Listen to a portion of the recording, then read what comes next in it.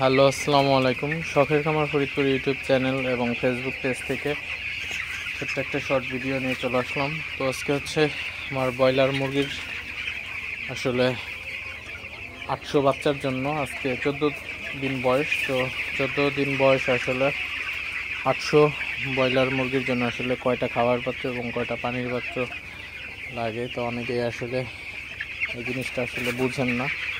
তো সে বিষয়ে আলোচনা করব। তো ভিডিওটিকে স্কিপ না করে শেষ পর্যন্ত দেখবেন। আর অবশ্যই যারা ইউটিউব চ্যানেল থেকে দেখতেছেন অবশ্যই চ্যানেলকে সাবস্ক্রাইব করবেন, ভিডিওটি লাইক কমেন্ট এবং শেয়ার করে অন্য ভাইদের দেখার সুযোগ করে দিবেন। এবং যারা ফেসবুক পেজ থেকে দেখতেছেন অবশ্যই পেজটি ফলো দিয়ে সাথে থাকবেন। তো ভিডিওটি শুরু করা যাক। তো আসলে অনেকেই আসলে ফোন দিয়ে জিজ্ঞেস করেন যে ভাই আমার এই কয়টা মুরগি আসলে কয়টা খাবার পাত্র এবং কয়টা পানির পাত্র দিব। তো অনেকে এই জিনিসটা বুঝেন না, আবার কেউ কম বেশি দেওয়ার কারণে কিন্তু অনেক সমস্যা হয়ে যায়। তো কম দিলে কি হয়, বেশি দিলে কি হয়, তো সে বিষয়গুলো নিয়ে আলোচনা করব। তো প্রথমেই বলে রাখি কম দিলে আসলে কি হয়। তো কম দিলে আসলে আপনি যদি আমার এখানে 800 ব্রয়লার মুরগি আছে, আজকে 14 দিন বয়স। তো একটা জিনিস আপনারা মনে রাখবেন সবসময় যে বাচ্চাগুলোর খাবার পাত্র এবং পানির পাত্র যদি আপনার ঠিকঠাক না হয় সেক্ষেত্রে কিন্তু আপনার মুরগির ওজনটা আসবে না। এটা হচ্ছে প্রথমত সবচেয়ে বড় কথা। খাবার পাত্র পানির পাত্র কম হলে বাচ্চার মর্টালিটি চলে আসবে এবং বাচ্চার ওজনটা একদম কমে যাবে। কারণ আপনার পানি এবং খাবার যদি না খাইতে পারে সবগুলো বাচ্চা সময় মতো, সেক্ষেত্রে আপনারা নিজেরাই বুঝতে পারবেন। তো যে বাচ্চাগুলো খাইতে পারবে না ওইগুলো আসলে ছোট হয়ে থাকবে, ক্যাট হয়ে যাবে। তো বাচ্চাগুলোর ওজন কিন্তু আসলে বিনষ্ট হয়ে যাবে, তো ওজন একদম খারাপ হয়ে যাবে।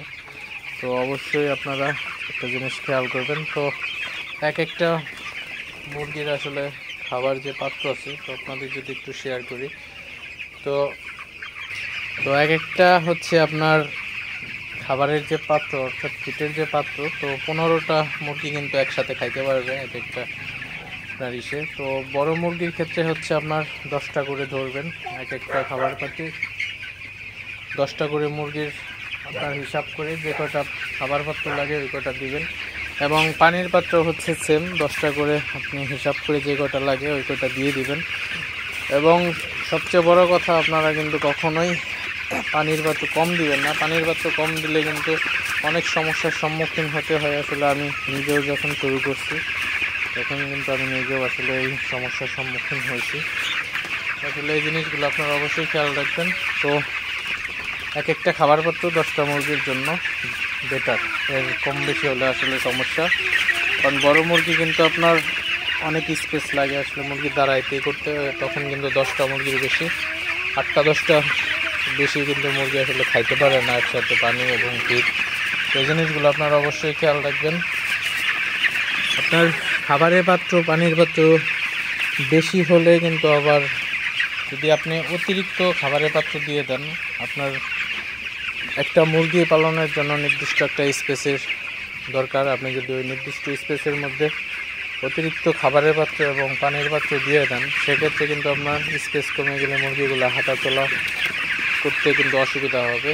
তো সেক্ষেত্রেও কিন্তু ওজনের সমস্যা হতে পারে। তো এই বিষয়গুলো আপনারা কিন্তু খুবই সতর্কতা অবলম্বন করবেন, সতর্কতার সাথে এই জিনিসগুলো আসলে মেনটেন করবেন।